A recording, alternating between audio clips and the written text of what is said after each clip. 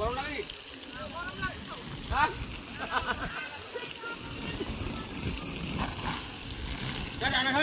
ঠান্ডা হবে না।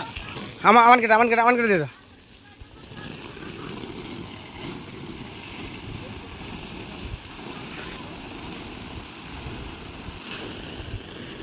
গরমের দিনে ঠান্ডা, গরমের দিনে ঠান্ডা ঠান্ডা করতে হচ্ছে।